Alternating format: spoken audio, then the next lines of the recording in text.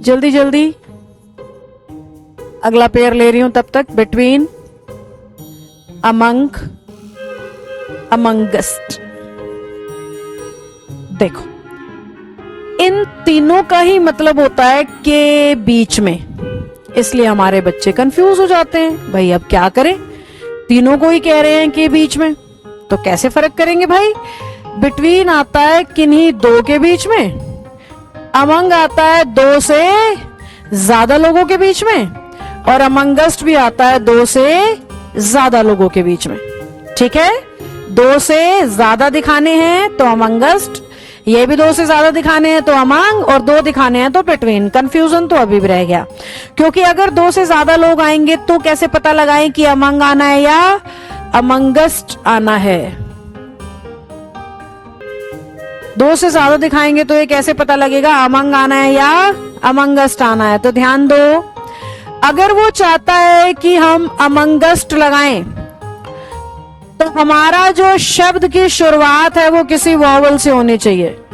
अगर हमारा शब्द वॉवल से नहीं शुरू हो रहा तो अमंग आएगा।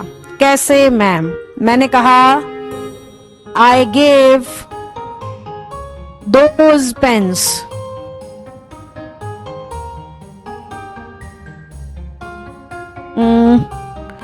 Dash all the boys. मैंने कुछ सेकंड का पोज इसलिए लिया कि डिस्ट्रीब्यूट लिखती तो सेंस ज्यादा अच्छी आती।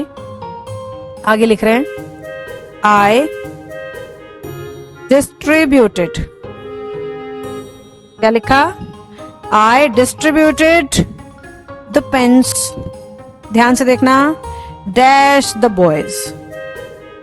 बेसिकली मैं आपको क्या फर्क समझा रही हूं, अगर ब्लैंक के बाद वाला शब्द वॉवल से शुरू हो रहा है और दो से ज्यादा लोगों की बात हो रही है तो अमंगस्ट लगा देना। अगर बात सीधी सीधी यूं की तो हो रही है पर वॉवल दिखाई नहीं दे रहा ब्लैंक के बाद में तो अमंग लगा देना। अगर मैं इसी सेम सेंटेंस में लिख देती द टू बॉयज, तो टू तो देखते ही अपन लोग को पता लग जाता है कि हमारा आंसर क्या है भाई, बिटवीन है। तो अगर वो साफ साफ दो कह दे बिटवीन, दो से ज्यादा कहे तो चेक करो वॉवल है या नहीं है। अगर वॉवल है तो अमंगस्ट, वॉवल नहीं है तो अमंग।